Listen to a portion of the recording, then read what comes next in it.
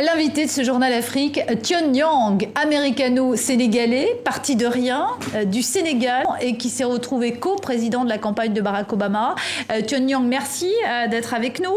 Merci. Alors, on vous avait reçu pour le projet d'électrification solaire Econ Lighting Africa il y a 2 mois.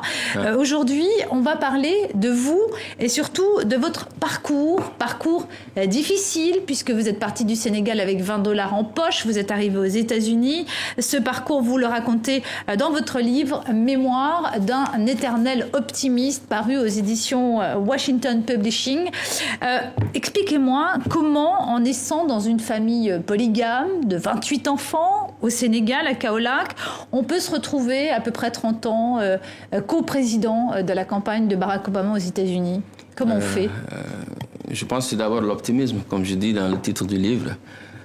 Il faut beaucoup d'optimisme, il faut beaucoup de persévérance, beaucoup de travail et beaucoup de patience. Ça a pris beaucoup de temps et beaucoup de step by step, des étapes. J'ai commencé, comme beaucoup d'immigrés, quand je suis venu aux États-Unis, d'abord par nettoyer les tables à Bronx, couper de la viande dans une boutique à Bronx. Et après ça, j'ai quitté Bronx pour aller à Cleveland. Après les études, je me suis engagé en politique.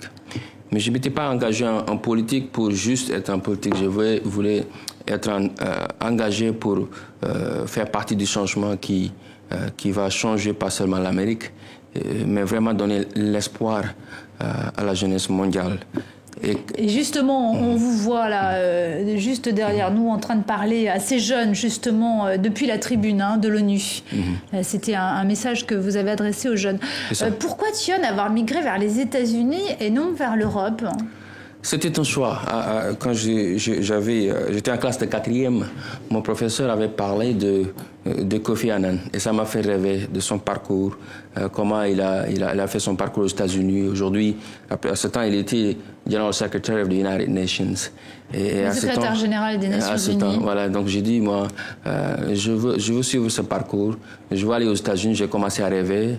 Et après le bac, j'ai tenté pour le visa étudiant pour aller aux États-Unis. C'est ça, ça a commencé comme ça. En racontant votre parcours dans ce livre, est-ce que vous n'avez pas peur de donner finalement trop envie, de tenter trop les jeunes qui ont envie de migrer, parfois au péril de leur vie? C'est totalement le contraire. C'est totalement le contraire, parce que moi, j'ai tenté ma chance pour aller immigrer, mais j'ai fait un retour au Sénégal et en Afrique pour investir en Afrique. Et je dis dans le livre d'ailleurs qu'il y a des millions de jeunes Africains qui restent en Afrique et qui réussissent mieux que nous. Et je donne l'exemple du président Macky Sall, par exemple, qui n'a jamais quitté le Sénégal, qui a fait l'université chez Anta Diop. Aujourd'hui, le président de la République, il nous donne tort à nous qui pensons qu'il faut voyager pour réussir. Donc je dis à ces jeunes-là, la réussite, ça ne veut pas dire que tu vas aux États-Unis. Il y a des gens qui sont partis aux États-Unis, ils ne sont pas là aujourd'hui. Il y a des gens qui sont en Afrique qui font mieux que nous.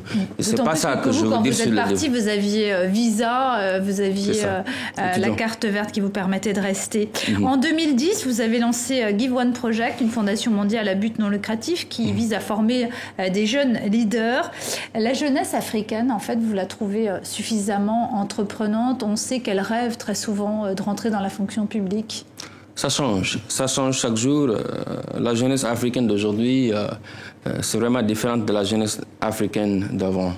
Avant, c'était plus, après les études, on veut du travail avec la fonction publique, comme ici en France d'ailleurs. Mais moi, ce que je trouve, parce qu'avec Give One Project, mon organisation, je suis en train d'installer des incubateurs d'entreprises partout en Afrique et même au Sénégal aussi. Et on est dans 30 pays, les 19 pays, c'est les pays africains. Et là, chaque jour, on reçoit tellement d'applications de jeunes africains qui veulent entreprendre. On ne peut même pas répondre à l'appel qu'on reçoit chaque jour. Pour vous dire que ça change complètement parce que les jeunes, ils comprennent aujourd'hui que, je le dis, que la meilleure façon de trouver un boulot, c'est de le créer vous-même. Et ils sont en train de comprendre ça, ils sont en train d'entreprendre et certains d'entre eux, ils réussissent très bien sur ça. Merci Tion Yang d'être venu sur le plateau de TV5 Monde et je recommande donc votre ouvrage qui vient de sortir, Mémoire d'un éternel optimiste, paru aux éditions Washington Publishing. Thank you very much. Merci beaucoup.